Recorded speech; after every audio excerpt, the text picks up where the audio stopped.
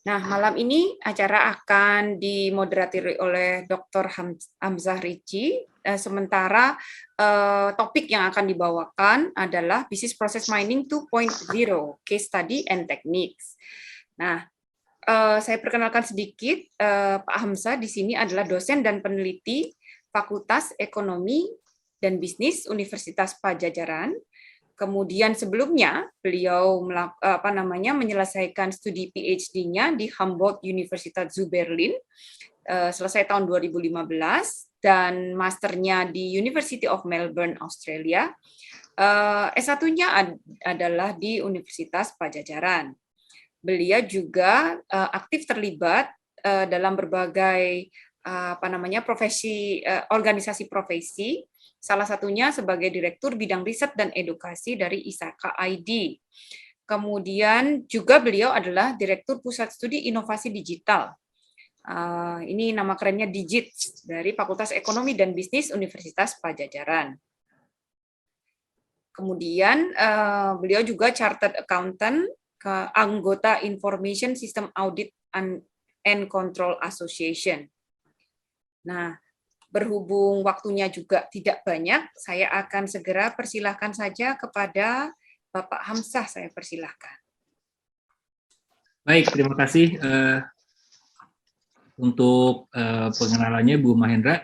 Saya ingin menyapa sekali lagi kepada seluruh peserta di malam ini waktu saya, dan tentunya mungkin malam banget di waktu Korea buat rekan-rekan yang hadir dari Korea, dan juga tentunya seluruh rekan-rekan yang lain yang ada di belahan bumi ya. Saya percaya diri aja bahwa ini tiba-tiba suatu saat akan direlay di seluruh zona waktu Bu Mahendra, mudah-mudahan ke depannya. Terima kasih untuk kehadirannya. Senang sekali bisa menyapa Ibu Bapak di saat ini. Seperti yang tadi sudah disampaikan, untuk kali ini kita beruntung sekali mendapatkan waktu dan juga keluangan dari salah satu juga anggota dari IBPMA, yaitu Pak Ik ya.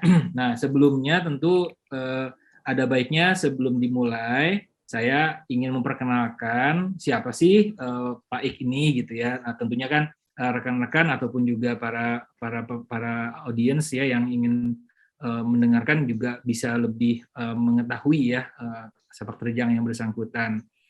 Pak Ik Revi Esai Pulsasi. Nah, beliau ini memiliki pengalaman sejak di tahun 2020 ya, pengalamannya dari hingga sekarang sebagai Research and Engineer IO Corp Inc. ya di Korea. Lalu dari sisi pengalaman pendidikan ya, sejak tahun 2006 ya beliau menyelesaikan ya studi di ITS Surabaya di Informatics Engineering ya untuk bachelornya.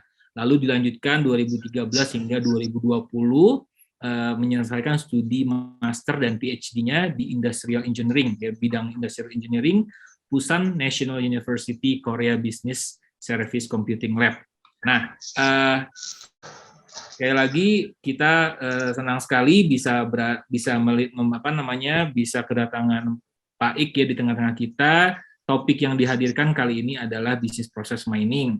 Nah, ini salah satu area di dalam proses science atau business process management yang juga sedang menemukan momentumnya ya, kurang lebih sejak 2000 dalam makin kesini makin banyak industri yang juga mengasah. Nah, tentunya ini menjadi hal yang bisa bermanfaat setidaknya dari awal dari sisi practitioner dan juga academician. Nah, mudah-mudahan dari pertemuan ini saat ini kita bisa mendapatkan tambahan lagi ya ilmu dan juga insight tentunya apa yang kita bisa peroleh mengenai proses mining itu sendiri. Baik, saya kira cukup untuk pengenalan dari pembicara kita. Nah, untuk selanjutnya kita bisa masuk ke dalam sesi inti, yaitu paparan yang akan disampaikan oleh Pak Ik langsung. Dan selanjutnya perlu juga saya sampaikan, kurang lebih mungkin setelah kita bisa mendengarkan paparan dan melihat paparan beliau, kita bisa kemudian sambung langsung dengan sesi diskusi ya. Bisa tanggung jawab, bisa juga sesi insight atau masukan dari semua. Pak Ik sudah siap dengan materinya? dengan Insya Allah sudah, Pak. kopinya mungkin sudah ada di sebelah kanan begitu, karena malamnya di sana. Atau nggak pakai kopi ya, ginseng mungkin ya. Baik, kalau gitu silakan Pak Ik. Terima kasih sebelumnya. Mari. Ya, terima kasih Pak Hamzah. Assalamualaikum warahmatullahi wabarakatuh. Selamat malam rekan-rekan IBBMA semua. Sungguh kehormatan bagi saya karena di sini saya termasuk masih baru di bidang ini. Kemudian izinkan saya dulu menyapa para guru dan rekan-rekan.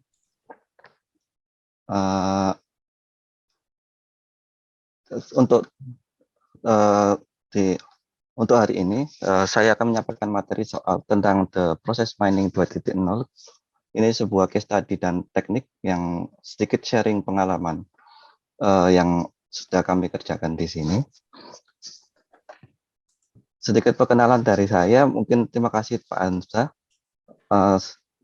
Mungkin bisa saya skip bagian ini. Untuk agenda hari ini ada 3 poin mungkin yang bisa saya sampaikan. Yang pertama yaitu overview atau review bagaimana proses mining dan linknya terhadap bisnis proses management. Kemudian case study untuk proses mining 1.0 dan case study untuk technical overview untuk proses mining 2.0.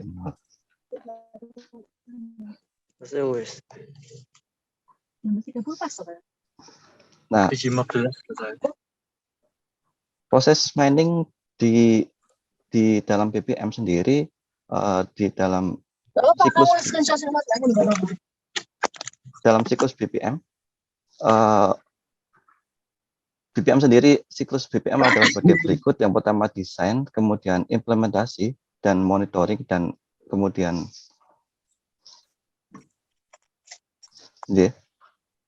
nah, untuk BPM biasanya akan dimulai dari proses desain, requirement dan desain. Kemudian dimulai dari sebuah model. Dari desain model tersebut biasanya akan melakukan konfigurasi dan implementasi dan eksekusi. Lanjut untuk dalam fase monitoring, di mana akan menghasilkan data, dan data ini bisa diolah kembali jadi requirement untuk cycle berikutnya. Nah, sedangkan proses mining sendiri adalah kebaikan dari bisnis proses manajemen, yaitu dimulai dari fase monitoring dan kembali ke siklus berikutnya dalam BPM life cycle. Nah, untuk perkenalan proses mining sendiri, ada 3 tipe di dalam proses mining, yaitu discovery, conformance, dan enhancement. Discovery di sini yang dimaksud adalah bagaimana dari sebuah data yang berupa event log, kita dapat menghasilkan bisnis proses model secara otomatis. Kemudian dari proses model tersebut, dengan spesifikasi yang sudah ada, bagaimana kita akan melakukan pengecekan kesesuaian terhadap event log dan spesifikasi yang dikonfigurasikan. Kemudian untuk hasilnya adalah diharapkan kita dapat membuat sebuah enhancement sehingga proses model berikutnya dapat menjadi lebih baik. Yang menjadi pembeda dari proses mining dan data mining sendiri adalah sebagai berikut. Mungkin jika di data mining, kita biasa mencari sebuah pola dan biasanya tanpa memperhitungkan hubungan dengan aksi sebelumnya. Sedangkan di proses mining lebih ke arah proses sentrik, sehingga akan memperhatikan hasil akhir dan penyebab hasil tersebut. Jadi dalam proses mining sendiri, penyebab dari suatu kejadian itu sangat berarti di sini.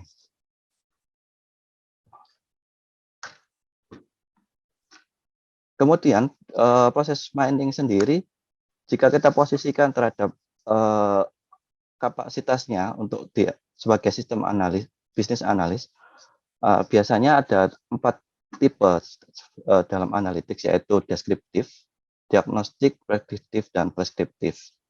Nah, untuk proses mining 1.0, biasanya proses mining 1.0 akan mengcover berdasarkan kategori ini, akan mengcover analisis deskriptif ini dan analisis diagnostik.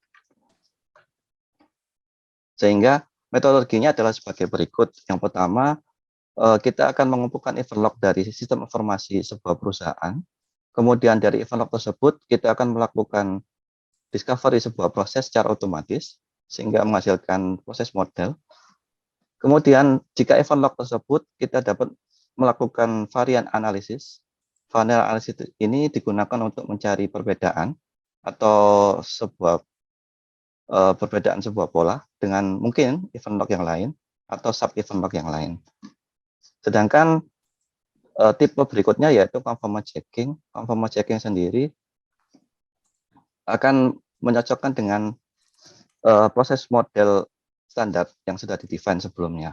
Sehingga apakah berdasarkan event log ini dan proses model standar yang sudah didefine, apakah sesuai, itu adalah tugas dari conformance checking.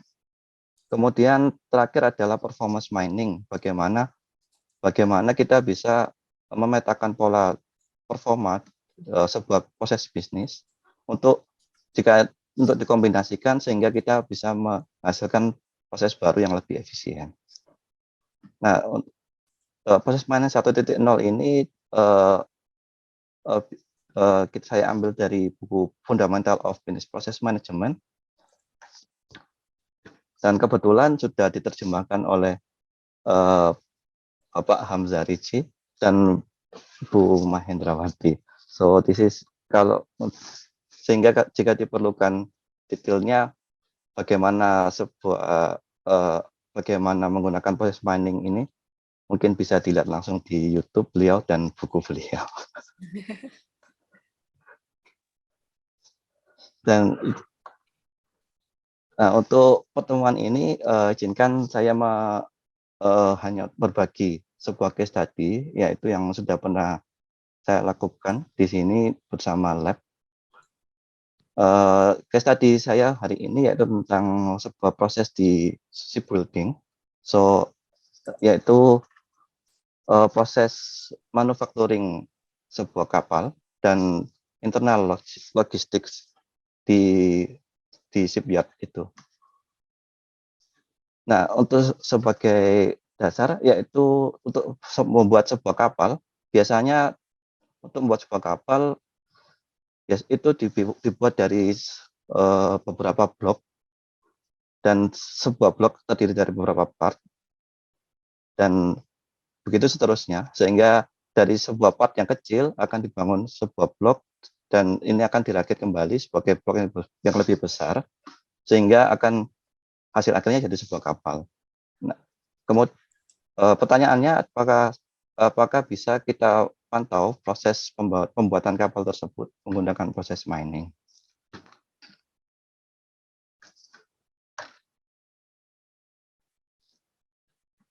Nah, untuk memulai dari proses mining sendiri, proses mining sangat membutuhkan format yang normatif, yaitu formatnya sebuah berupa event log. Event log sendiri pada bentuk yang paling kecil, dia membutuhkan paling tidak ada 3 kolom, yaitu case identifier atau case ID, kemudian event class, dan timestamp. Case ID ini adalah identifikasi data ini merujuk pada proses yang mana. Itu adalah case identifier. Kemudian event class adalah aktivitas apa yang terjadi. Dan yang terakhir adalah timestamp. Ini untuk digunakan untuk menentukan urutan sebuah event yang terjadi. Sebagai contoh, untuk case study shipbuilding ini, case ID-nya adalah kita bisa memilih yaitu mungkin project dan bloknya. Kemudian activity-nya adalah di sini kita sudah selesai fase preprocessing sehingga ada sebuah aktivitas, activity label, kemudian dan timestamp dari sebuah record. Nah, jika kita bisa melihat di sini sebuah case ID, misalnya project 12 ini, maka prosesnya akan dimulai dari proses outside out, kemudian berikutnya adalah factory out. Seperti itu. Sehingga jika kita melakukan proses discovery secara otomatis, hasilnya mungkin bisa seperti ini. Sebagai contoh, ini gambaran dari hasil heuristic miner. Nah, pertanyaannya adalah tantangannya yang kita alami di sini yaitu granularity atau kedalaman sebuah data. Sehingga saya kembali ke event log, jika kita memilih case ID ini hanya sebuah project, maka bisa dipastikan prosesnya akan lebih kompleks. Sebagai contoh, project 21 ada jadi 5 proses. Tapi jika kita gabungkan case ID dari project dan blok ini, case ID-nya adalah project 21 plus ditambah blok berikut, sehingga prosesnya jadi lebih pendek. Nah, kedalaman data ini yang sebuah tantangan sendiri dan biasanya memang dibutuhkan sebuah domain expert untuk menemukan ini. Sebagai contoh, jika kita menambahkan kedalaman datanya untuk melihat dari perspektif yang lain, dari perspektif workshop, yaitu lokasi di mana aktivitas itu terjadi, maka prosesnya bisa jadi lebih kompleks. Nah, dari sini yang bisa saya share adalah untuk menganalisa sebuah proses menggunakan proses mining, mungkin bisa kita mulai dari melihat dari high levelnya dulu, dimulai dari high level, kemudian biasanya kita akan mencari seperti bottleneck atau hambatan-hambatan di sana, hambatan performa. Kemudian dari hambatan performa tersebut kita bisa drill down ke level yang lebih rendah untuk melihat detailnya. Mungkin itu yang bisa saya share untuk di bagian proses discovery secara otomatis. Kemudian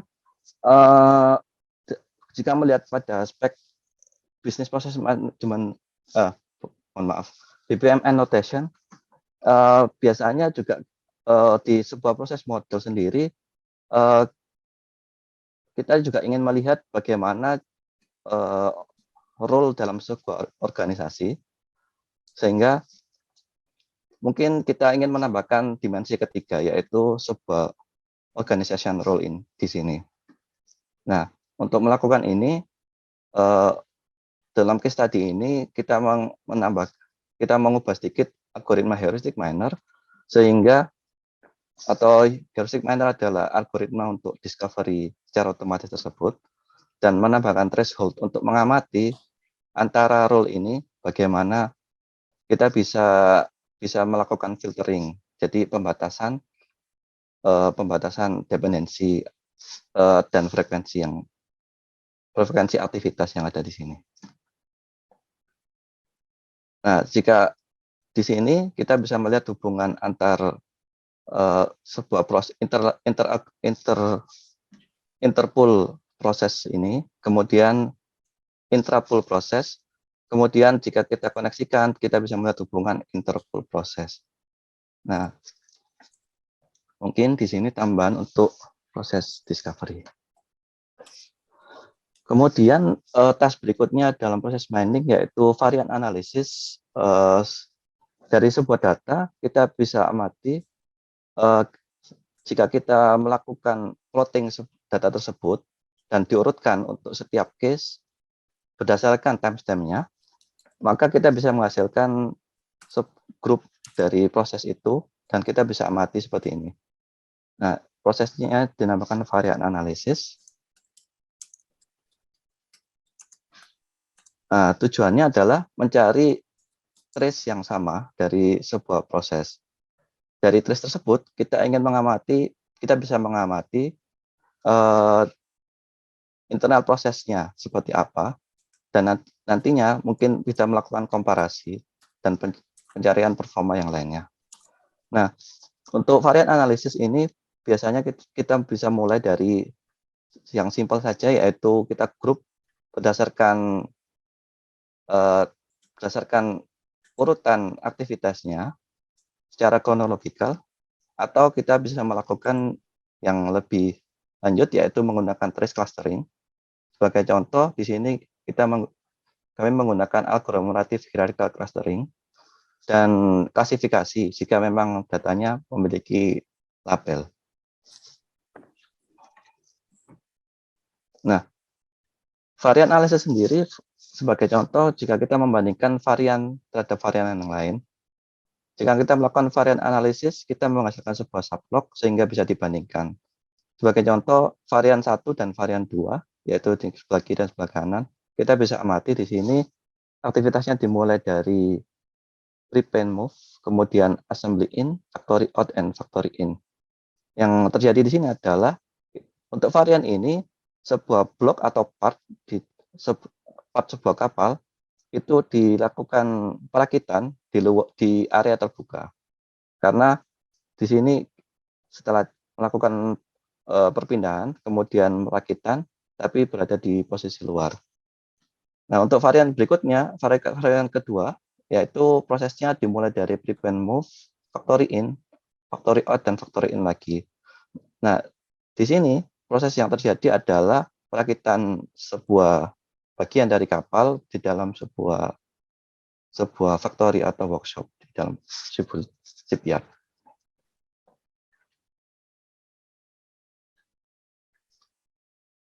Jika kita membandingkan secara langsung, bisa terlihat perbedaan antara dua varian tersebut. Kemudian hal berikutnya yang kita bisa lakukan dengan proses mining yaitu performance mining. Di sini menurut saya adalah sebuah ekstensi dari business intelligence dashboard ditambah perspektif sebuah proses, yaitu sebagai contoh case duration atau panjang suatu kasus dan bagaimana aktivitas satu hubungan antara aktivitas, statistik sebuah hubungan antara dua aktivitas. Dan task yang keempat yaitu conformance checking. Conformance checking di sini biasanya digunakan untuk memeriksa apakah model tersebut sesuai dengan spesifikasi yang sudah sudah dibuat oleh domain expert.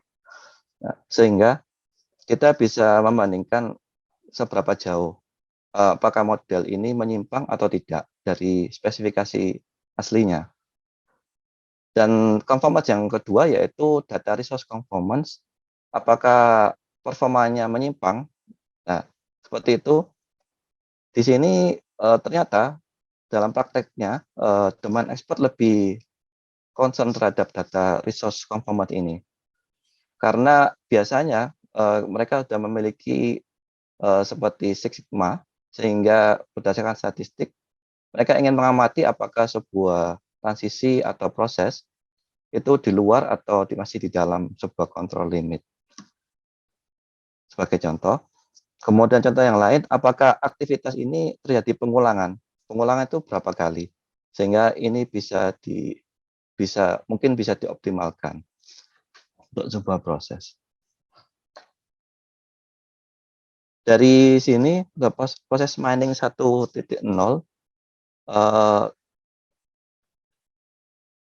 kita bisa melakukan deskriptif dan diagnostic analytics. Nah, jika yang sedang untuk tren yang saat ini yaitu predictive analytics dan prescriptive analytics adalah topik yang di-cover untuk proses mining 2.0. Dan riset di sini sepertinya masih sangat terbuka. Nah, saya mengambil slide dari Profesor Maron Dumas dari proses mining conference tahun 2020. Beliau mendefinisikan proses mining 2.0 menjadi dua bagian. Yang pertama di level operasional dan di level taktikal. Nah, untuk di level operasional itu pun dibagi menjadi dua, yaitu predictive process monitoring dan prescriptive process monitoring. Sedangkan di taktikal levelnya kita bisa menggunakan robotic process mining dan search-based process optimization. Nah, untuk predictive process monitoring sendiri secara umum adalah sebagai berikut. Yang pertama, kita mempunyai sebuah event log. Kita bagi event log menjadi dua bagian, training dan validasi. Dan kita akan membangun prediction model di sini, sehingga jika ada aliran data yang baru, kita bisa prediksi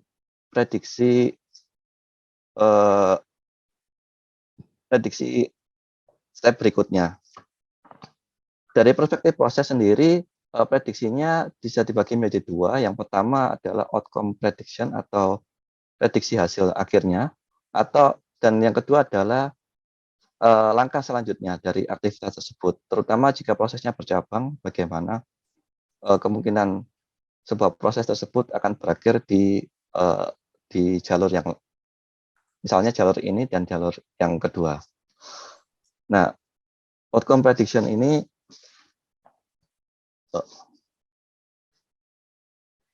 biasanya dibagi menjadi remaining time prediction, sisa kira-kira suatu kasus akan berakhir, kapan akan berakhir dan berapa lama, atau proses tersebut akan berkemungkinan terlambat atau tidak terlambat. Nah, untuk detailnya sendiri terdapat banyak cara, biasanya menggunakan regresor atau bahkan hingga AI bisa digunakan di sini untuk menyelesaikan kasus klasifikasi. Sedangkan yang kedua adalah langkah berikutnya, prediksi langkah berikutnya atau aktivitas berikutnya. Nah, ini di sini biasanya menggunakan regresor atau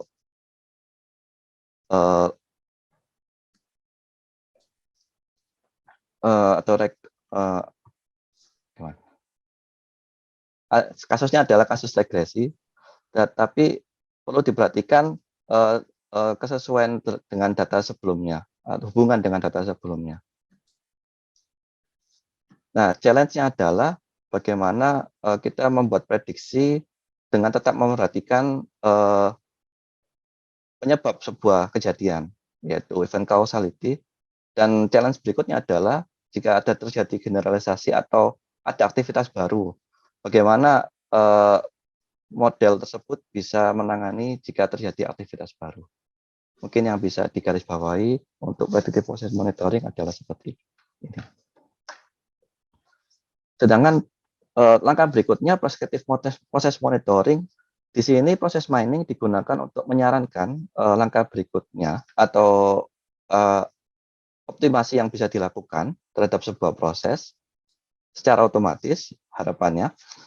Nah, di sini biasanya menggunakan the event log dan classifier, kemudian melakukan multiple prediction, dan kita mengupdate cost model.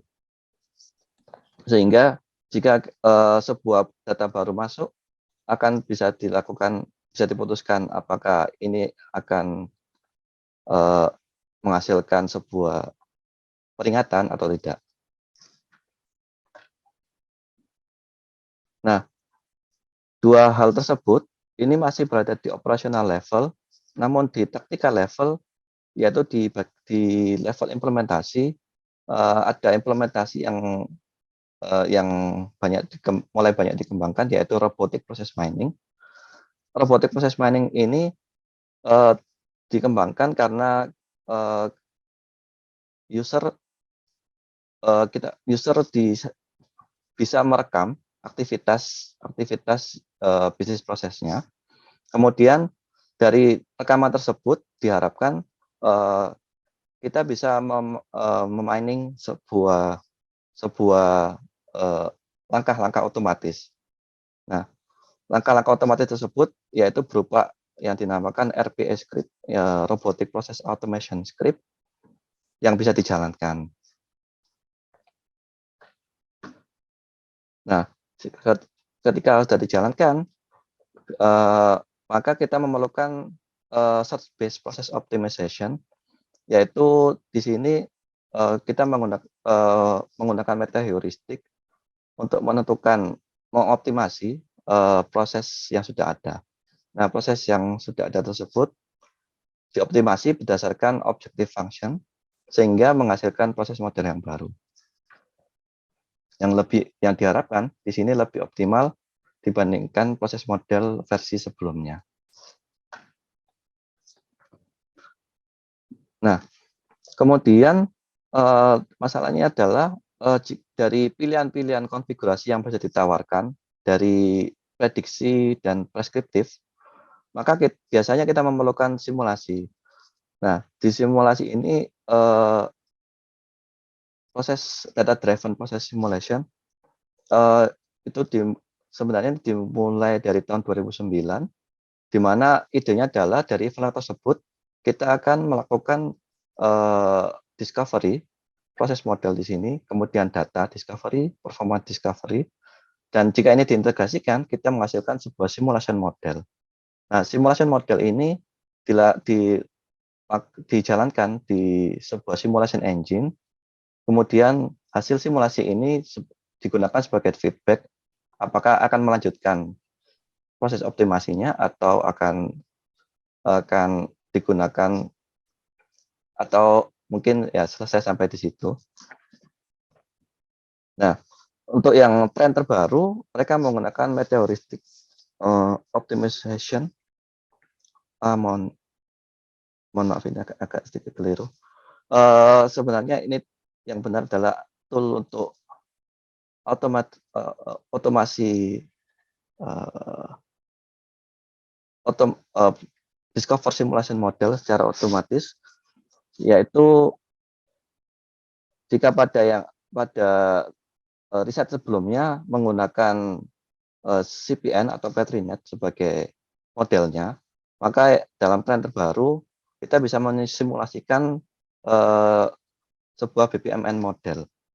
Nah, saya yakin rekan-rekan praktisi mungkin pasti lebih mudah menggunakan BPMN daripada menggunakan CPN tool biasanya. Sehingga tren yang untuk proses panen 2.0 mungkin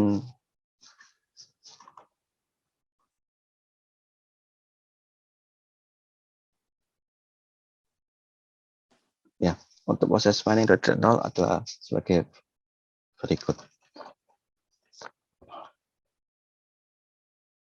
Nah, yang untuk itu yang sedang kita kembangkan yaitu goal-nya di sini sebenarnya adalah optimasi bisnis proses secara otomatis. Nah, tapi biasanya kita tidak bisa terlepas dari keterlibatan sebuah domain expert, sehingga kita mengembangkan sebagai contoh bisa dikembangkan sebuah semi automated process engineering, di mana masih melibatkan domain expert dalam sebuah proses improvement-nya. Prosesnya sebagai berikut. Yang pertama, mungkin kita punya log versi pertama dan model yang awal. Kemudian dari model tersebut kita akan discover sebuah simulation model, dan kita discover lebih dari satu parameter untuk optimasi. Kemudian dari sini kita menjalankan simulasi sehingga kita bisa mendapatkan model mana yang paling optimal dan kita bisa melakukan perubahan di parameter. Setelah itu kita memanfaatkan robotic process automation atau workflow engine untuk menjalankan proses bisnis tersebut. Nah, sebagai contoh RPA di sini yaitu Microsoft Flow, dan dari Microsoft Flow tersebut kita bisa mengumpulkan kembali informasi dari event log dan kita bisa mengulangi prosesnya kembali. Sehingga di sini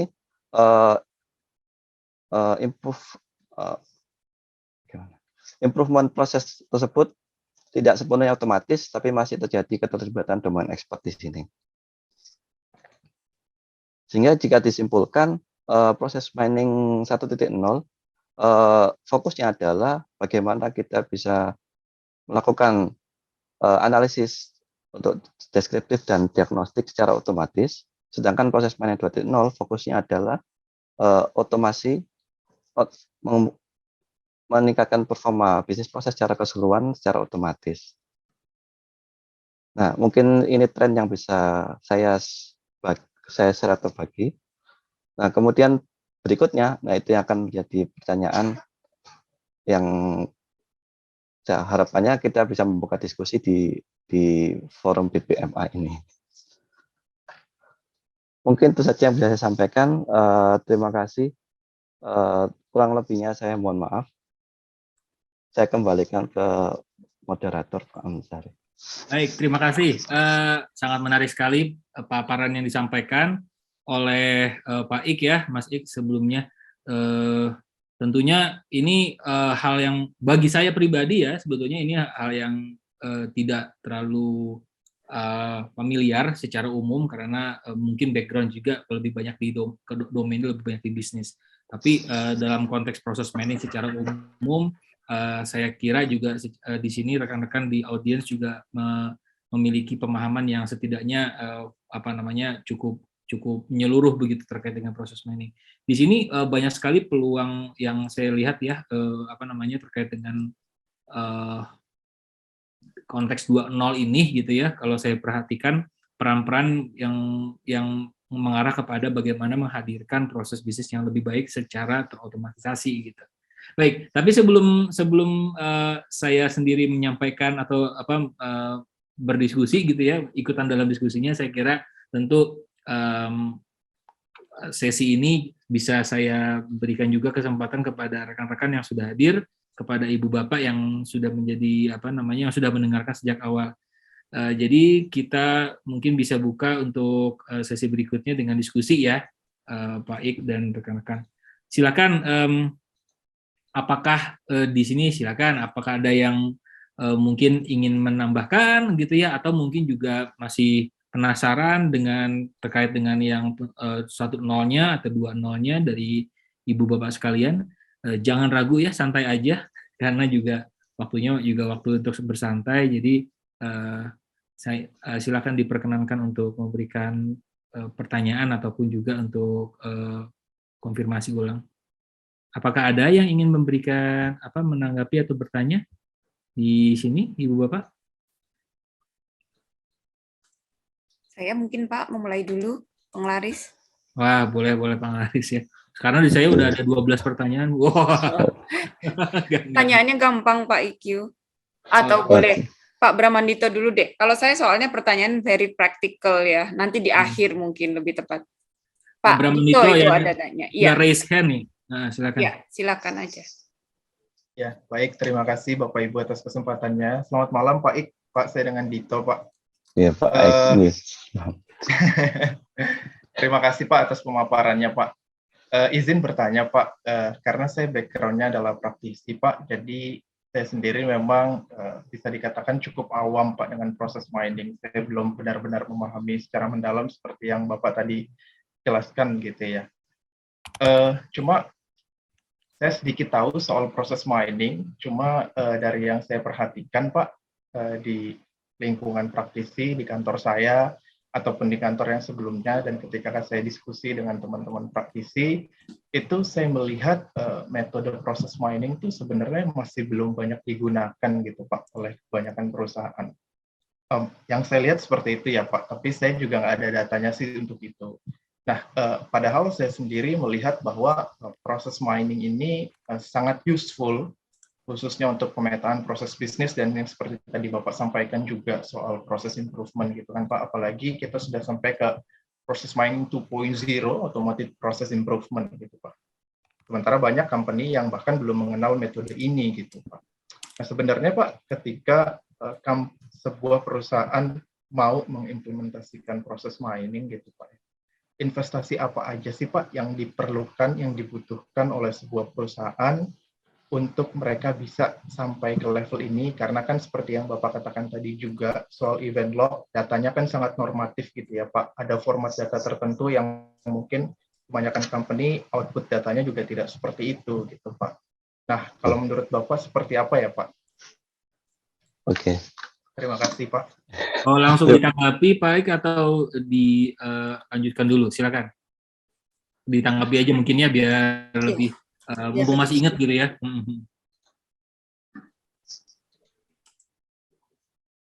Jadi pertanyaannya kalau yang saya tangkap secara umum, investasi apa saja sih yang dibutuhkan oleh perusahaan untuk bisa setidaknya mereka siap atau siap dan juga bisa mempersenjatai diri mereka ya untuk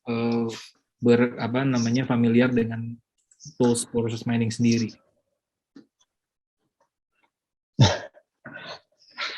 Ya, terima kasih Pak Dito.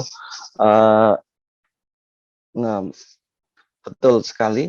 Data event log ini sangat untuk proses mining datanya mungkin sangat formatif dan tidak biasanya belum tersedia untuk dari sistem informasi. Nah, tapi melihat perkembangan yang ada, beberapa kasus seperti SAP pun sudah mulai menggunakan proses mining tersebut. Nah, untuk datanya sendiri, investasi yang mungkin yang pertama sebelum melakukan proses mining, apakah ya memang betul adalah kesiapan datanya. Kesiapan data tersebut apakah seperti ada urutan aktivitas yang bisa diamati. Pertama itu, kemudian mungkin keputusan dari domain expertnya sendiri, karena terus terang saja beberapa proyek yang ada masih membutuhkan domain expert untuk memetakan sebuah aktivitas tersebut. Nah, di proses mining 2.0 mulai berkembang sebagai contoh jika kita mengkombinasikan dengan IoT dan otomat dan IoT dan sistem prediksi yang ada, aktivitas ini bagaimana? Aktivitas ini bisa berusaha dikenali secara otomatis, yaitu namanya activity recognition, yaitu pengenalan aktivitas tersebut. Sehingga saya rasa dalam bentuk minimal saat ini kita bisa memanfaatkan teknologi tersebut, sehingga yang diperlukan hanya biasanya data aktivitas, kemudian timestamp. Dan dua kolom ini yang diperlukan sebelum memulai proses mining. Dan memang benar harus dipersiapkan terlebih dahulu bagaimana sarana untuk data ekstraksinya tersebut. Atau kalau teknologi sekarang mereka menyebutnya data pipeline, sehingga data pipeline-nya perlu dipersiapkan terlebih dahulu sebelum melakukan proses mining. Oh no.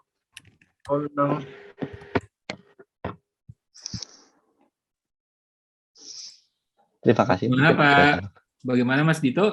Jadi kalau yang disimpulkan di sini setidaknya ada dua ya. Jadi kesiapan data pipeline, jadi kesiapan datanya sendiri, lagi-lagi data sudah seberapa bersihkah, sudah seberapa siapkah data tersebut untuk diolah. Dan di sini nampaknya kalau mengerucut kepada kondisi minimum cukup 3 ya, Pak Ik ya.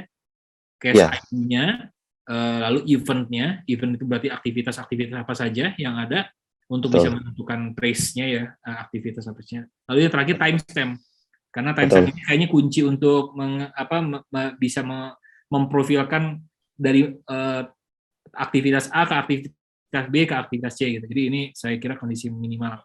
Lalu yang kedua keputusan domain expert ya. Jadi di beberapa area masih membutuhkan subject matter expert untuk ditanyakan gitu ya, untuk mengenai relevansi dari apa yang sudah ditemukan, dan kemudian di double check lagi oleh kepada subject matter expert ini, SME ini, untuk bisa mempertegas atau memvalidasi. Mungkin itu saat ini yang dibutuhkan gitu ya. Tentu tanpa, saya kira kalau boleh sedikit juga berpendapat, tanpa mengurangi esensinya, tentu masih ada lagi ya aspek kompleksitas yang harus ditanggapi ya Pak ya, kesiapan infrastruktur dan yang sebagainya. Baik, apakah sudah bisa ini Pak Dito? Baik, cukup Pak. Terima kasih Pak Ik, terima kasih Pak Hamzah. Ya, terima kasih Pak Ik. Selanjutnya Bu Mahendra ya, atau mungkin sebelum Bu Mahendra? Yang lain dulu, silakan kalau ada Pak. Di sini ada beberapa, saya mohon izin, ada yang saya kenal ya, teman-teman dari BPME-nya nih ya, Mas Yoga ya, ada Pak Stefanus. Tapi di sini juga ada wajah-wajah yang mungkin bisa jadi future ini ya, kolega ya. Ada Ibu Rahma, ada Pak Norman. Silakan jika ada yang tertarik untuk menggali lebih dalam begitu. Ini seru nih kalau bicara proses mining, karena sepertinya irisannya dengan data ya Pak? Iya, sehingga mungkin kalau boleh menambahkan, intinya adalah untuk proses mining sendiri, jika BPMN itu biasanya berangkat dari pengumpulan requirement, Ya. kemudian desain sebuah proses, maka kalau proses mining adalah dibalik, kita punya data dahulu, kemudian membuat susunan requirement tersebut dan desainnya, dan melakukan cycle berikutnya. Mungkin itu. Ya. Jadi proses discovery-nya ya yang diusung dia di dalam proses mining Pak ya. Kalau umumnya proses discovery itu dilakukan oleh analisis gitu ya, yang melalui pertanyaan, melalui survei dan yang lain sebagainya. Kalau ini langsung dari data nih gitu. Jadi fresh from the engine gitu kira-kira. Si proses itu bekerja seperti inilah gitu. Nah ini yang membedakan. Monggo Bapak Ibu yang ada di sini, apakah ada yang mau ditanyakan? Saya bertanya lagi Pak, kalau gitu Pak. Dengan senang hati Pak, silakan. Iya. Melanjutkan Pak yang tadi Pak, soal implementasi proses mining ini di company. Kalau menurut Pak Ik yang Bapak tahu, kan Bapak di Korea ya Pak ya. Itu perusahaan-perusahaan Korea di sana banyak Pak yang mengimplementasikan metode ini Pak di bisnis mereka Pak. Dan biasanya ini banyak kan dipakai di industri apa ya Pak? Ya, sebenarnya untuk yang saya tahu, karena juga dasar dari proyek yang ada di lab, beberapa yaitu yang saya share tadi yaitu shipbuilding. Mereka ingin pelajari efisiensinya proses yang mereka lakukan. Kemudian yang kedua yang banyak juga dilakukan di bidang port logistik. Jadi bagaimana aliran kontainer dari satu terminal menuju terminal yang lain, dan apakah prosesnya itu efisien atau tidak. Kemudian di bidang lain mungkin di bidang edukasi, yang gimana dari mungkin seperti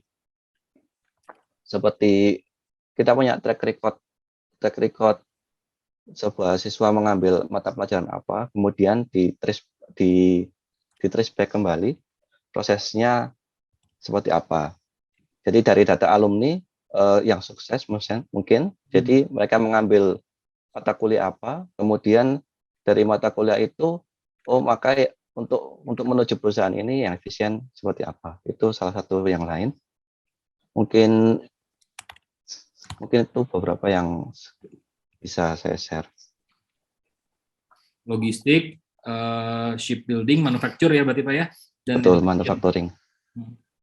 Baik Pak. Saya mau tanya boleh Pak?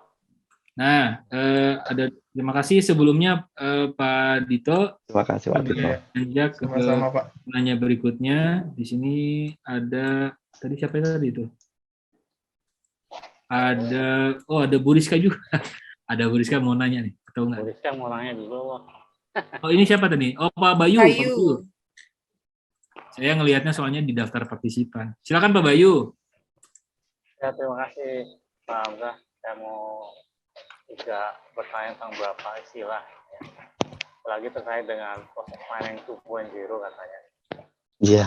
Yang automated ini, istilah automated untuk menemukan proses, kemudian secara preskriptif bisa menentukan secara automated proses yang saya coba ini ya, mengerti tadi, proses yang akan dikembangkan atau proses yang akan ditemui gitu ya, maksudnya preskriptif itu. Atau maksudnya preskriptif itu seperti apa sebenarnya? Apakah kita menemukan proses yang baru atau kita justru memperbaiki proses yang sudah ada menjadi lebih baik atau gimana? Itu aja tuh. Baik, bisa ditangkap pertanyaannya? Bisa Pak. Oke. Silakan Pak. Mungkin saya jawab langsung saja. Untuk preskriptif proses monitoring, sebenarnya preskriptif analytics di sini, preskriptif di sini adalah satu tingkat di atasnya prediksi, sehingga kalau prediksi biasanya kita hanya mempunyai satu bagaimana ya? Satu model. Ya. Nah, jika preskriptif, kita mempunyai beberapa alternatif. Nah, dari beberapa alternatif tersebut, sebagai contoh, misalnya dalam hal ini proses model atau data parameternya, data spesifikasinya. Nah, dari alternatif tersebut, kita melakukan sebagai contoh bisa dilakukan simulasi. Nah, dari simulasi semua alternatif tersebut, model yang mana yang paling tinggi tingkat improvement-nya. Nah, dari improvement tersebut bisa dilakukan deployment untuk dicoba di kondisi realnya. Jadi kalau bisa digarisbawahi, jika berdiri di proses monitoring, prediktif itu hanya memperhitungkan satu kemungkinan, mungkin yang bisa saya simpulkan. Kalau preskriptif, kita mempunyai banyak kemungkinan dan sistem akan melakukan rekomendasi mana yang terbaik untuk bisa dilakukan sehingga kita bisa membangun bisnis proses yang lebih baik. Mungkin itu yang bisa saya tanggapi. Menentukan rekomendasi itu dari domain expert gitu Pak ya, rekomendasi. Nah, yang untuk proses planning 2.0 ini goalnya adalah sistem melakukan rekomendasi sendiri. Jadi otomasi. Gitu. Oh iya. Nah, di situ. Iya. Jadi jika kita punya sebuah cost model, nah cost model tersebut bisa diupdate otomatis oleh sistem.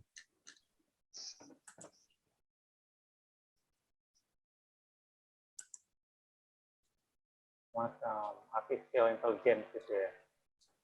Ya, yang mulai berkembang menggunakan artificial intelligence. Oh iya. Oke. Saya sedikit nimbrung nih dengan pertanyaannya untuk yang preskriptif ini terutama. Kalau goals-nya itu kan sebetulnya ini ya menghadirkan suatu model, suatu proses model ya yang bisa mengauto-suggest-kan perbaikan-perbaikannya dengan dirinya sendiri begitu ya. Nah, apakah ini memang secara inherent dia memang bisa dikerjakan atau memang membutuhkan teknologi tambahan seperti yang tadi disebutkan Pak Bayu, misalkan AI gitu. Karena kan dia butuh learning ya, butuh training dulu dan juga butuh learning ya. Gitu. Betul. Nah, ya pemahaman saya kalau sedikit yang terlintas itu biasanya memang pasti akan ada kaitannya dengan aspek pembelajaran mesin gitu ya Pak.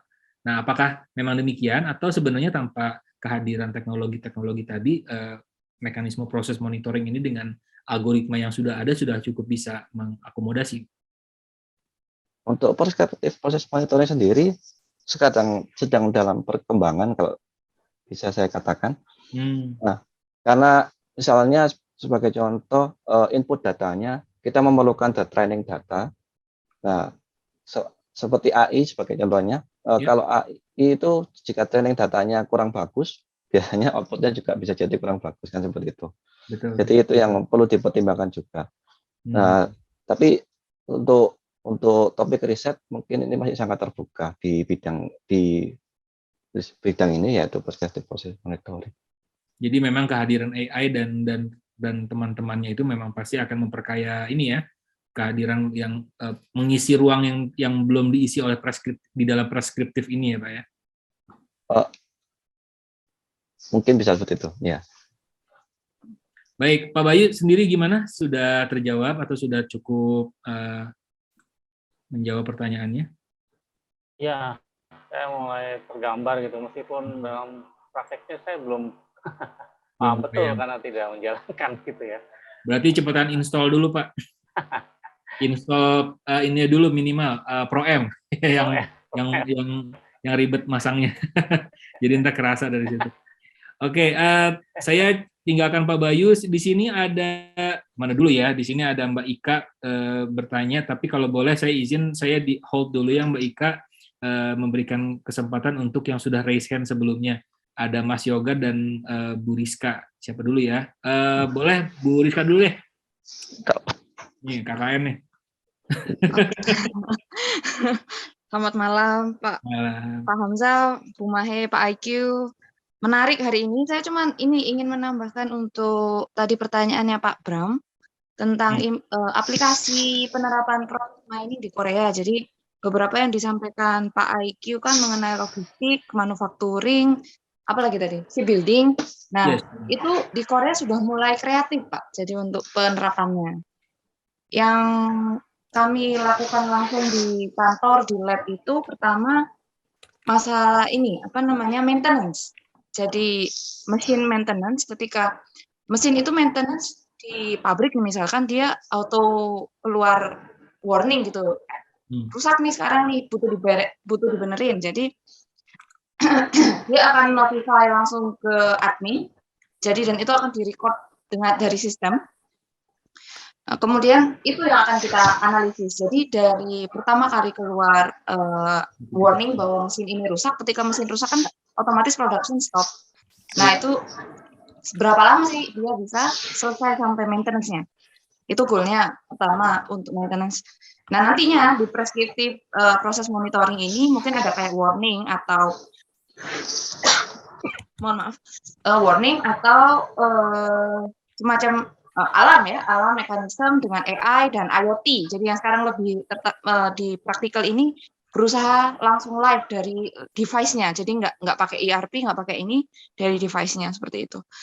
Kemudian yang kedua, lebih menarik lagi di Korea, sama seperti di Indonesia juga sekarang lagi booming kan marketplace tuh kan, online shopping. Nah itu dari pertama user register atau misalkan dia order sesuatu sampai barangnya itu nyampe ke dia, itu life cycle-nya berapa lama sih? Nah ini yang berusaha untuk orang-orang ini dimanfaatkan dan dianalisis per branch. Jadi misalkan ada satu marketplace, dia punya banyak bukan marketplace. Jadi agak beda perspektifnya. Gimana ngomongnya? Perusahaan produsennya. Jadi dari sisi produsennya dia punya banyak marketplace. Nah, tiap marketplace ini dia dapat ordernya dan sampai ke customer itu berapa lama? Macam itu. Jadi sudah mulai kreatif di Korea, Pak. Itu yang bisa saya share. Mohon maaf Kak Lama. Baik, terima kasih untuk tambahannya. Jadi extend beyond manufaktur ya sekarang ya, marketplace dan layanan. Mungkin juga saya berharap juga menunggu juga nih terkait dengan finance ya, mungkin saya kira itu juga area yang cukup heavy ya terkait dengan penggunaan data yang terotomasi. Betul. Terima kasih Bu Rizka. Selanjutnya ini ada Mas Yoga ya, Pak Yoga. Silakan Pak Yoga. Baik, terima kasih Pak Hamzah waktunya. Selamat malam Bapak Ibu semuanya. Baik, apa kabar? Semoga baik Pak. Sebelumnya ini saya izin Pak menyampaikan salam dari Pak Doni Pak, kebetulan. Terima kasih. Katanya ya dulu. Waalaikumsalam. Baik, tadi kan menarik ini terkait dengan data Pak sebenarnya. Kalau saya lihat kan, saya juga baru belajar ini terkait dengan proses mining ya, terutama yang masih proses mining 1 yang 1.0 gitu ya. Itu kan kalau kita di Indonesia ini kan beberapa tantangan terbesar adalah terkait dengan data Pak ya, dengan data log istilahnya. Kalau saya boleh bilang itu kan istilahnya beberapa itu tertarik itu terkait dengan proses mining, tapi ketika kita pendekatan awal itu kan istilahnya data mereka itu enggak proses mining ready gitu Pak istilahnya. Jadi harus di cleansing dulu gitu kan. Betul. Dan di dan sebagainya. Nah, jadi kan kalau kita menginjak ke yang 2.0 Pak, apalagi tadi kan ada istilah optimalisasi dari AI dan sebagainya. Itu kira-kira bagaimana Pak untuk datanya sendiri ketika misalkan itu belum istilah apa ya? Kalau kita bilang belum itu ya, belum matang gitu istilahnya. Apakah bisa dipaksakan gitu karena memang sebenarnya sudah ada pikiran nih Pak, tapi datanya begini tapi masih terpencar di mana-mana gitu misalkan contohnya. Saya kemarin pernah itu itu di healthcare Pak, misalkan. Betul. Dua sistem, jadi ada sistem ERP, ada yang sistem lain misalkan. Itu mereka tertarik dengan proses mining, tapi ketika kita coba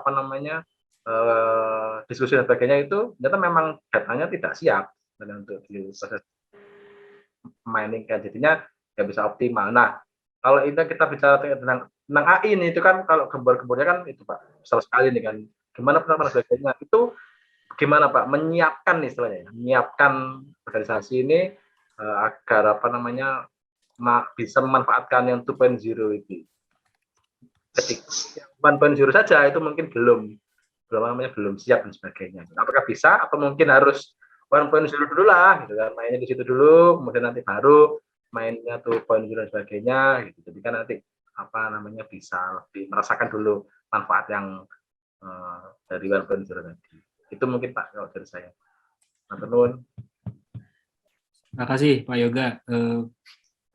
Pertanyaannya terkait dengan bagaimana sih organisasi bisa siap. Jadi mungkin ada kaitannya juga ya dengan apa yang sebelum ditanyakan oleh Mas Bramandito ya, terkait dengan investasi gitu ya. Tapi dalam hal ini mungkin secara umum aja organisasi ini. 1.0 aja belum siap gitu kalau yang diobservasi oleh Pak Yoga gitu. Ini gimana yang 2.0 gitu ya. Jawabannya ntar dijawab oleh Bu Mahendra oleh risetnya nih. Ke depan mungkin Bu Mahendra akan melakukan riset itu jawaban. Tapi gimana Pak Ik? Mungkin ada insight sedikit gitu. Ya, saya kira kita sama-sama juga punya prediksi gitu ya, punya pemikiran. Mungkin bisa dituangkan di sini. Silakan Pak. Iya, terima kasih Pak Hamzah. Kalau pendapat saya memang betul sekali, maksudnya datanya belum siap, misal seperti itu. Nah, tapi dari sisi praktisi sendiri, sebenarnya itu adalah sebuah peluang yang lain, yaitu bagaimana kita menggabungkan sebuah data. Nah, kalau beberapa yang sudah saya pelajari, untuk dari segi praktisi, mungkin itu topik yang lain yang namanya data pipeline. Kemudian gimana dari multiple system itu menggabungkan data. Nah, jika ada penggabungan data sendiri, itu topik lain lagi, namanya data fusion. Nah, dari data fusion tersebut, nah, untuk proses mining sendiri memang benar nantinya harus ada yang ditentukan bentuk normatifnya. Nah, pengenalan tadi, jadi kita memerlukan penggabungan antara data pipeline tadi, kemudian dari data itu dikumpulkan jadi satu, kemudian bisa dilakukan pengenalan, misalnya pengenalan aktivitasnya secara otomatis, nah, atau namanya apa itu? Activity recognition. Nah, itu Profesor Bernardo yang lebih expert di sana. Jadi dari data multiple sensor, bagaimana kita bisa mengenali aktivitasnya, kemudian direcord. Nah, untuk dari segi praktisi yang praktikalnya tadi dari yang bisa saya sampaikan mungkin ya tadi kita memerlukan sebuah data pipeline yang untuk sebagai input dari proses mining tersebut. Betul sekali. Mungkin itu yang bisa saya sampaikan. Mungkin di sini untuk memperkaya diskusi saja, data pipeline itu yang menjadi, ini mohon dikoreksi juga kalau salah ya, itu yang menjadi isunya gitu. Maksudnya bagaimana sih menyiapkan data ini gitu? Apakah memang perusahaan organisasi mungkin dalam konteks Indonesia terutama ya sudah siap nggak sih menghadirkan data yang memang sudah setidaknya 3 tadi gitu, case ID, events ya, activitiesnya dan timestamp. Apakah ya untuk perusahaan-perusahaan yang sudah terotomasi dengan ERP-nya, apakah mereka sudah punya belum semacam unit gitu ya yang secara governance ditugasi untuk mengawal hal tersebut gitu. Nah, itu mungkin bisa gimana tuh Pak? Kalau di Korea sudah ada Pak, sudah siap data-data tersebut atau tetap ada tim khusus, ada pekerjaan khusus gitu untuk membuat si pipeline tadi gitu. Itu ya memang itu pekerjaan tersendiri atau pekerjaan khusus sebelum berangkat ke analisa tersebut. Jadi data pipeline itu kita mengumpulkan sebuah data, transformasi, filtering, preprocessing, dan recognition-nya ada di sana sebelum masuk ke analisanya. Ya. Jadi itu peluang tersendiri untuk dari segi praktikalnya. Gitu kira-kira ya. Jadi sebetulnya isunya tetap GIGO ya Pak ya, garbage in, garbage out gitu, jangan sampai itu juga terjadi. Betul. Baik. Ya mudah-mudahan ya itu yang saya bilang, mungkin kita menjadi hal menarik tuh untuk menjadi apa yang perlu dicari tahu gitu. Apa sih masalahnya, apa yang harus dihadapi gitu ya. Apakah sudah siap atau belum organisasi Indonesia. Pak Yoga sendiri gimana? Apakah ada yang ingin ditanggapi gitu, mungkin dilanjutkan? Ya Pak, siap sih Pak. Sudah aman, berarti sebenarnya memang itu ya, kan kita berarti bisa jadi nih, kita perkenalkan gitu kan ke halayak umum gitu, apa mungkin di organisasi yang memang minat sekali di proses mining gitu kan, misalnya master data administratornya itu kan istilah yang harus siap gitu kan dengan hal-hal Betul. lagi gitu kan. Jadi betul bisa ditambahan job role baru nih atau job desk baru di tim IT organisasi gitu kan kalau memang mau menyiapkan di proses mining sendiri. Iya. Betul, Pak, betul. Betul, Pak. Data engineer-nya memang lagi banyak terbuka pasar untuk itu. Baik, terima kasih Pak Yoga. Nanti kita kembali lagi ya ke Pak Yoga ya kalau memang ternyata masih ada yang unek-uneknya belum keluar. Saya sendiri juga masih ada, tapi ini ternyata alhamdulillah mengundang banyak pertanyaan, artinya orang banyak yang tertarik ya. Mbak Ika ini sempat nanya tadi di chat room ya. Mbak Ika sendiri mau langsung bertanya atau saya bacakan? Bu Ika. Oke, kayaknya lagi AFK sedikit ya mungkin ya, yang lagi berhalangan. Jadi mohon izin saya bacakan ya. Pak Ik juga bisa membaca bersama-sama. Apakah operational level nantinya jadi pertimbangan di tactical level, Pak? Karena sepenangkapan saya tadi ada search based optimization di tactical level, di mana mirip dengan preskriptif yang sama-sama optimalisasi. Ini saya rada hilang nih. Mungkin Pak Ik mudah-mudahan berharap bisa nangkep pertanyaannya. Iya. Nah, sebenarnya juga untuk yang proses mining 2.0 pun masih perlu banyak belajar di sini saya. Tapi yang bisa yang dan proses mining 2.0 itu sendiri istilahnya originalnya dari Profesor Maron Dumas. Kemudian untuk search based optimization di tactical level, yang dimaksud di operational level dan tactical level itu tactical level itu bagaimana mensupport, bagaimana mewujudkannya di operational level, sehingga untuk preskriptif proses mining, proses monitoring tadi, memang kita membutuhkan search based optimization. Jadi bagaimana mencari sendiri sistem itu mencari sendiri optimasi, bagaimana sistem itu mencari sendiri titik optimalnya untuk dikembalikan kepada sistem. Mungkin itu yang bisa. Baik, mudah-mudahan Mbak Ika di ruang dengar, wah sudah dikasih jempol, artinya sudah oke, Pak. Baik, ini nggak terasa ternyata waktunya sudah 20.34 nih. Saya senang sekali gitu ya, saya jadi punya berbakatlah jadi moderator gitu, Bu Mahendra, karena ternyata banyak pertanyaan. Kalau boleh satu lagi, Pak. Ya. Kalau boleh satu lagi pertanyaan ini, Pak Norman Suli ya tadi sedang raise hand nih. Silakan Pak Norman. Ya, makasih. Malam. Izin bertanya Pak, tadi mengenai proses mining. Kalau untuk skema yang tadi kan ada dibilang skema ProM ini akan memberikan advice terhadap model yang paling baik gitu ya. Nah, sebetulnya dari pemodelan yang ada di skema itu, apakah memang dibuat pilihan gitu Pak, antara skema yang A dan B, dan kalaupun memang itu ada, boleh kasih gambaran nggak Pak, kira-kira bedanya sama skema sistem dynamic yang causal loop gitu ya. Saya dulu pernah pakai PowerSim Pak, kayaknya agak mirip, cuman lebih bedanya adalah mungkin outputnya kalau di ProM nggak, di PowerSim nggak secanggih ProM Pak.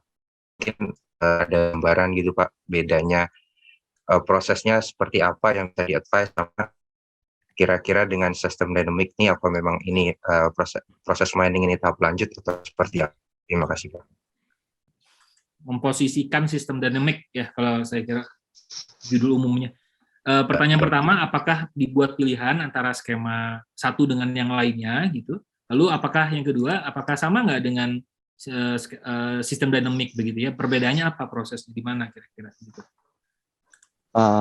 Baik, mungkin saya kurang terlalu expert di sana, tapi saya sedikit coba jawab untuk yang dari sisi proses miningnya.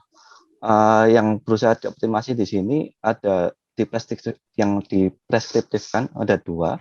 Yang pertama mungkin proses modelnya atau bagaimana aktivitas satu berhubungan dengan aktivitas lain.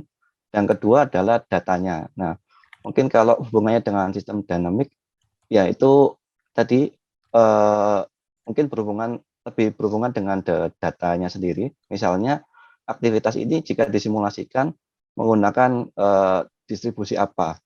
Nah, itu mungkin kita bisa menggunakan teknik seperti distribution fitting. Nah, itu mungkin sedikit mirip dengan yang diperlukan yang ada di sistem dynamics mungkin. Nah, intinya tapi di proses mining yang direkomendasikan adalah tadi aliran path-nya atau proses modelnya, dan rekomendasi data flow datanya tadi, konfigurasi bisnis proses yang tadi. Misalnya activity ini untuk disimulasikan menggunakan distribusi apa dan berapa value untuk distribusi tersebut. Mungkin itu yang bisa saya tambahkan.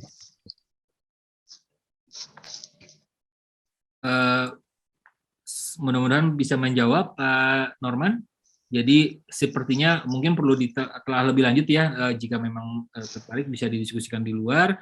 Intinya kalau di yang saya tangkap bahwa proses model apa yang direkomendasikan terkait dengan proses modelnya yang dikejar gitu. Jadi bagaimana sih aktivitas satu dengan yang lain saling berkaitan. Dan yang kedua, kalau bicara data, konfigurasi datanya, maka dia menggunakan distribusi apa begitu ya untuk memperoleh data. Jadi mungkin masih bisa disimak lebih dalam lagi nanti apakah memang ada kemiripan atau tidak. Saya sendiri juga kebetulan juga tidak menguasai, jadi mungkin bisa nanti kita sama-sama diskusikan lebih lanjut. Baik, makasih Pak. Makasih Pak Norman. Ya, Ibu Mahendra.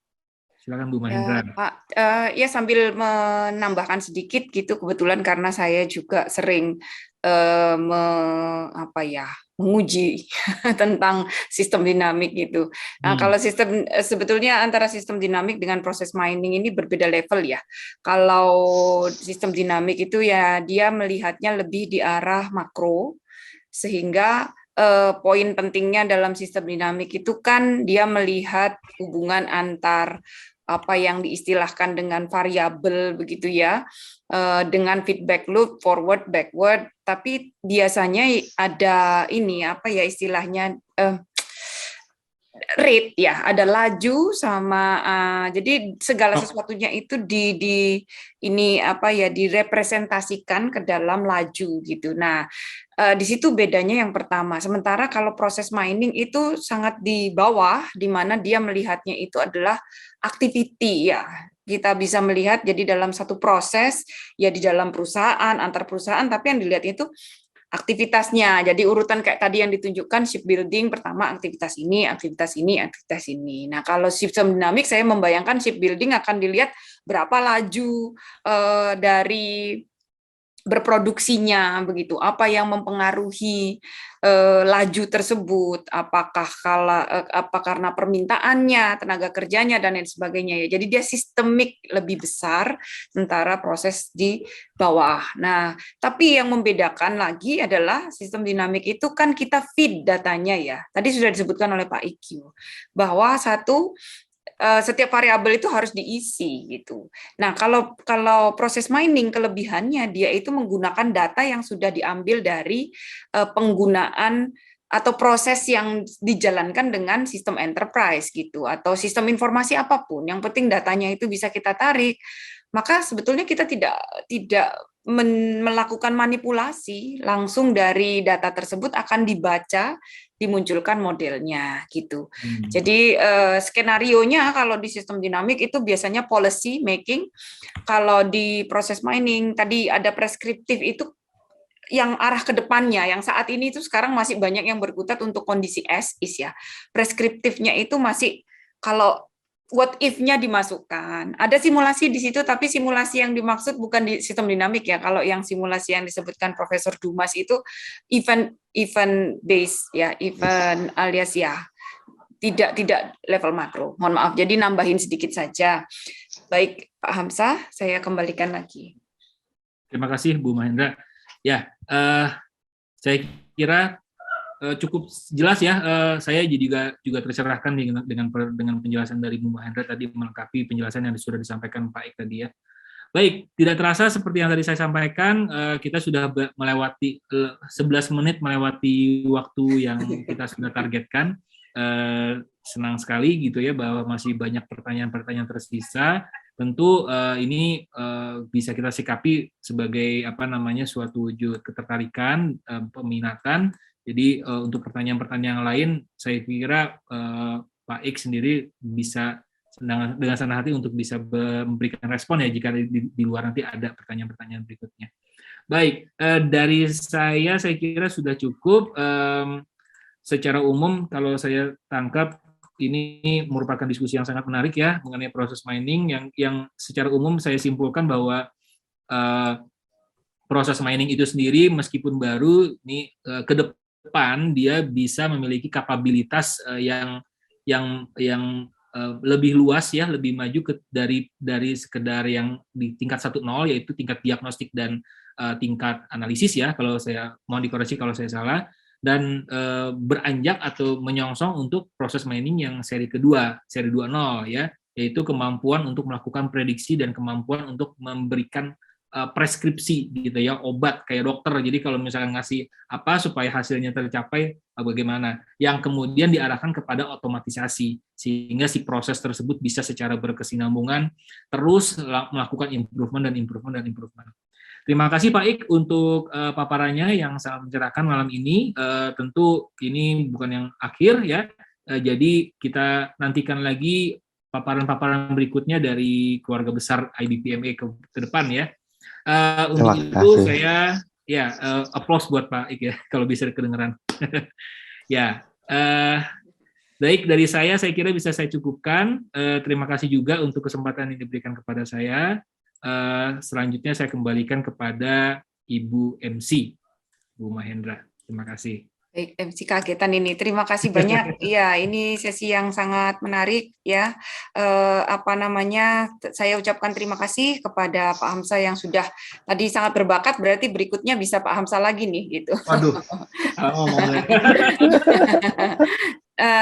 Baik, akhir kata untuk sesi kita malam ini saya akan akhiri, tapi sebelumnya seperti biasa saya tetap selalu dalam setiap sesi dari Inspirasi Proses dan Data selalu menginvite Bapak Ibu yang tertarik dalam proses. Kami selalu mengadakan acara-acara seperti ini dan membutuhkan banyak input gitu ya, sehingga silakan kunjungi situs kami, kemudian bisa bergabung dengan Telegram dan bisa melihat beberapa video dari Inspirasi Proses Data yang sebelumnya melalui channel YouTube kami. Jika ada yang ingin kontak in person dan lain sebagainya bisa melalui email kami juga.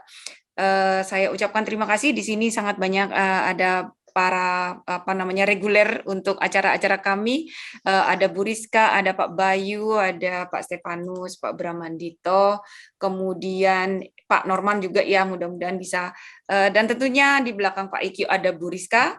Terima kasih semuanya. Mohon kalau berkenan kita foto session terakhir deh. Sebentar, saya remove dulu ininya ya, spotlight-nya supaya bisa untuk semuanya. Oke. Mas Yoga ada 2 nih. Enggak apa-apa, biar kelihatan semua. Terima kasih, selamat malam. Saya saya foto dulu. Selamat malam, terima kasih semuanya. Sampai bertemu pada acara-acara selanjutnya. Terima kasih semua. Pak Bernardo, terima kasih. Terima kasih, Prof. Ya, terima kasih. Ada Pak Iwan juga, ada Pak Andi. Terima kasih semuanya. Saya tutup dan saya akhiri. Terima kasih. Terima kasih, selamat malam. Terima kasih, Selamat malam.